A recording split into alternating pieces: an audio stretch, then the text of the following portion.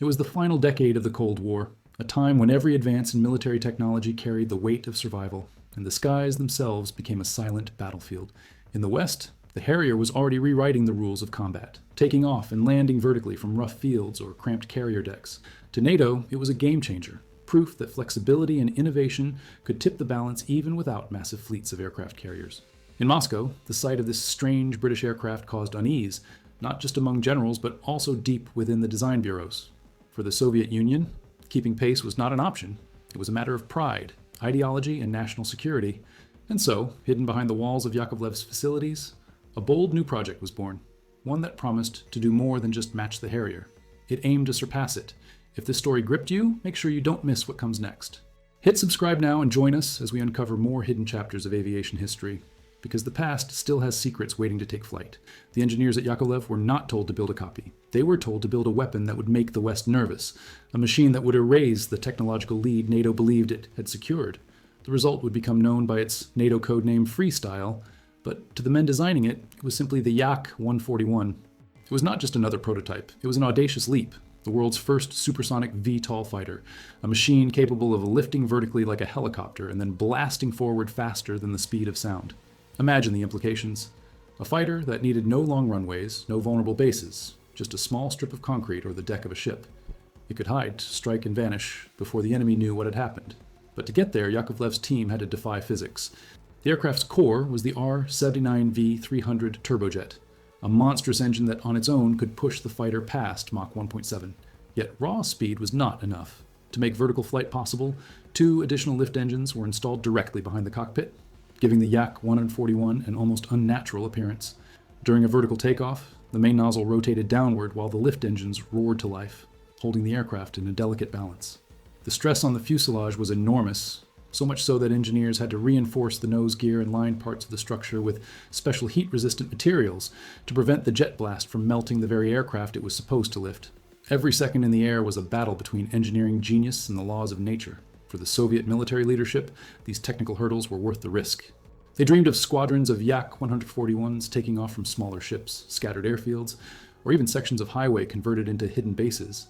The Harrier had proven the concept was viable, but it was slow, limited in payload, and lacked the sheer power expected of a frontline fighter. The Freestyle, on paper, could do it all: dogfight, intercept, strike targets deep behind enemy lines, and return without ever needing a conventional runway. To the West, it would have been a nightmare scenario. Every decision in the Yakovlev Bureau carried that urgency. Engineers worked long nights in dimly lit workshops, driven by both patriotism and fear. They knew that if they failed, it would not only be their careers on the line, but also the technological prestige of the Soviet Union. One mistake could mean humiliation before their Western rivals, and humiliation was something the Kremlin could not afford. The atmosphere was electric, a mixture of paranoia and ambition, where every breakthrough felt like an act of defiance against the outside world. The numbers themselves tell a story of obsession. A maximum range of nearly 2,000 kilometers meant the Yak-141 could fly missions far beyond the reach of its VTOL competitor. Its payload capacity of 4,000 kilograms allowed it to carry the deadly R-27 medium-range missiles and the agile R-73 for close combat, giving it the teeth of a true fourth-generation fighter. This was not a toy for propaganda purposes. It was designed to be a frontline weapon, sleek and dangerous, ready to hold its own against American F-16s and even challenge the newly emerging stealth concepts whispered about in Western journals. Yet what captivated those few insiders lucky enough to see it was not just the numbers, but the spectacle. Picture the aircraft straining against the earth during a tethered test, nose gear chained to the ground, engines howling like an angry beast, the flames beneath scorching the concrete until it glowed red. Test pilots described the sensation of hovering in a fighter jet as both exhilarating and terrifying, a balancing act that demanded absolute focus, as though a single breath out of rhythm could tip the machine into disaster. Every trial felt like standing on the edge of history, one step away from triumph or catastrophe. Even in those early years, whispers of the Yak-141 began to leak beyond Soviet borders. Western analysts speculated, intelligence agencies scrambled for details, and rumors swirled of a fighter that could outfly and outfight the Harrier. For those following the Cold War chess game, the prospect was chilling. What if the Soviets had found a way to deploy supersonic VTOL fighters in large numbers? What if they suddenly had the flexibility to strike from anywhere, without warning, from ships scattered across the Arctic or hidden airstrips deep in Siberia? The possibilities kept defense planners awake at night, even as the true story of the Yak remained buried in secrecy. And yet, beneath the excitement, there was fragility. The Soviet economy was already cracking under the pressure of military overspending. And every ruble poured into the Yak-141 was a gamble against time. The project carried with it not only the hopes of engineers and generals, but also the weight of a collapsing empire, racing to prove it still had the ability to lead the world in technology. The Freestyle became more than just a fighter. It became a symbol of defiance, a last, desperate attempt to show strength as the system that built it was beginning to crumble from within. The Yak-141 stood on the edge of possibility, a marvel that seemed capable of reshaping air combat forever. But history is cruel, and as the plane prepared to reveal itself to the world, events beyond the engineer's control would begin to shape its fate. What was born in secrecy as a weapon of pride was about to step into the spotlight at the very moment its homeland was falling apart, setting the stage for a twist that no one in Yakovlev could have predicted. The Yak-141's secret life inside Soviet hangars could not stay hidden forever. After years of whispers, failed prototypes, and small victories in test flights, the time finally came to show the world what Moscow had created. In 1987, the Freestyle lifted off for its first official untethered vertical takeoff, and those who witnessed it felt as though they were standing at the frontier of a new era in aviation. Engineers held their breath as the fighter roared, engines blazing, hovering above the scorched concrete like a mechanical predator, unsure if it would fly or fall. Each second seemed eternal, and when the aircraft finally transitioned smoothly into forward flight, the room erupted in cautious relief. It had worked, and not just in theory. Here was proof that the Soviets could build a supersonic fighter capable of vertical takeoff and landing, but even with such triumph, every flight was dangerous. In those early years, Yakovlev test pilots strapped themselves into machines that were as likely to betray them as they were to succeed. The hovering tests often left the aircraft glowing with heat, paint blistering from the exhaust, and the pilot fighting constantly to maintain balance. One wrong move could turn the Freestyle into a fireball. It was said among engineers that no simulation could prepare you for the moment when the entire aircraft seemed to tremble, suspended between flight and freefall, and only skill and instinct kept disaster at bay. And yet, despite the risks, the Yak-141 advanced. Each successful test brought it closer to becoming the weapon the Soviet leadership desperately wanted. Then came the moment of spectacle. In September of 1991, at the Farnborough Air Show in the United Kingdom, the Yak-141 was rolled out onto the global stage. Western journalists, pilots, and defense analysts crowded the stands, expecting another Soviet curiosity, something bold but impractical. What they saw instead left them stunned. As the Yak stood on the runway, engines spooling up, the noise shook the ground. Flames shot downward as the aircraft lifted vertically, paused midair in a hovering display, then transitioned forward into flight with breathtaking precision. The Freestyle soared, looped, and performed maneuvers that no one outside of the Soviet Union had believed possible for a VTOL jet. Cameras clicked furiously, and for a brief moment it seemed as though the Soviet Union had regained its aura of technological dominance. Pilots from NATO air forces, some who had flown the Harrier themselves, exchanged glances of disbelief. The Harrier had always been a reliable workhorse, but it was slow, limited in weapons, and certainly not supersonic. Now here was a Soviet jet that could not only match its vertical capabilities, but surpass it in speed, range, and firepower. The implications were staggering. If Moscow could field squadrons of these fighters, they could launch from dispersed bases, hidden strips of highway, or small carriers, threatening NATO's traditional air superiority strategy. Farnborough was supposed to be a stage for international cooperation and friendly competition, but on that day, it felt like a Cold War skirmish played out in the skies. Yet beneath the excitement of that demonstration, the ground back home was crumbling. The Soviet Union was unraveling politically, economically, and socially. Factories that once hummed with the sound of production were silent.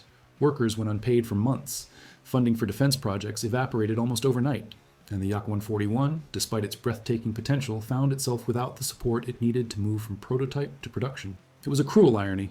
Just as the aircraft began to impress the world, the empire that had given it life was collapsing under its own weight. The engineers at Yakovlev watched this contradiction with a mixture of pride and despair. On the one hand, they had created something extraordinary, a machine that drew admiration even from rival nations. On the other hand, they knew the reality.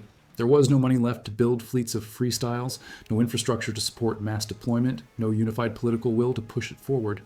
Their project had become a technological orphan, celebrated abroad but abandoned at home. One designer later recalled how surreal it felt to see applause at Farnborough, while back in Moscow, budgets were slashed and entire programs were being scrapped. It was as if the Yak-141 existed in two different worlds, one where it was a symbol of Soviet brilliance, and another where it was simply unaffordable. Even in its twilight, the Freestyle remained a machine of contradictions. It could lift off vertically with raw, animalistic power, yet it required delicate and costly maintenance to keep its complex engines functioning. It was fast, sleek, and deadly on paper, Yet its future was shackled by politics and economics beyond the reach of any engineer. For every Soviet official who saw in it a chance to regain prestige, there was another who argued it was a luxury the nation could no longer afford. As the Soviet flag lowered for the last time in December of 1991, the Yak-141 stood not as a promise of the future, but as a relic of what might have been. And yet, its story did not end there. In the shadows of the Soviet collapse, new opportunities were about to emerge. The Yakovlev Bureau, desperate to keep the program alive, began to look westward for salvation. At a time when Russian engineers feared unemployment and obscurity, unexpected visitors from across the ocean were preparing to walk through their doors, searching for secrets that could shape the next generation of fighters. What had begun as a Soviet dream was about to take a turn no one could have imagined, linking the fate of the Yak-141 not to the crumbling Soviet Union, but to its greatest rival. The Soviet Union had vanished almost overnight, and with it, the once limitless stream of funding that had fueled projects like the Yak-141. The aircraft that had dazzled the crowds at Farnborough was now stranded in limbo, too advanced to be ignored, yet too expensive for a nation in chaos to bring into mass production. Yakovlev's design bureau, once a proud arm of Soviet aviation, suddenly found itself scrambling to survive in an economy where military contracts evaporated, and engineers wondered if their next paycheck would even arrive. Factories stood silent, hangars collected dust, and the future of the Freestyle looked as though it would be nothing more than a footnote in history. But history has a way of twisting at the last moment. The story of the Yak-141 was far from over. Desperation breeds strange alliances. In the early 1990s, as Russia staggered under the weight of economic collapse, Yakovlev began quietly searching for partners beyond its borders. For the first time, the idea of working with Western firms, once considered treasonous, became not only possible but necessary. And among those who came knocking was none other than Lockheed Martin, a company in the midst of competing for the Pentagon's ambitious Joint Strike Fighter program. The Americans were intrigued by the Yak-141's unique engine arrangement and its solutions for the notoriously difficult problem of vertical flight at supersonic speeds. For Lockheed, it was a chance to shave years off their own research. For Yakovlev, it was a lifeline. Engineers who once built aircraft to defeat the West now found themselves in meetings with American counterparts, explaining in careful detail how the Yak-141 managed to balance its lift engines with its swiveling nozzle. They discussed the heat-resistant materials that shielded the fuselage during vertical landings, and the subtle adjustments in control software that made hovering even remotely manageable. To outsiders, it must have seemed surreal. A Soviet fighter born from Cold War rivalry now laying the groundwork for America's next-generation jet. Officially, the cooperation was downplayed, framed as limited technical assistance, but the truth ran deeper. Millions of dollars changed hands, and Lockheed walked away with data that would influence the design of the F-35B, the vertical takeoff and landing variant of the fighter that would become the most expensive weapons program in history. The irony could not have been sharper. The very machine meant to showcase Soviet independence from Western innovation ended up feeding the technological appetite of the United States. Some Russian engineers took pride in seeing their work live on, even if under another flag, while others felt only bitterness. One Yakovlev designer later confessed that it was like watching a child raised with sacrifice being adopted by a rival family. Still alive, still powerful, but no longer theirs. The Freestyle's DNA was now embedded in the F-35, from the swivel nozzle to the vertical lift concepts, reminders of a project that never truly reached its potential under the Soviet banner. Meanwhile, the Yak-141 prototypes themselves faded into obscurity.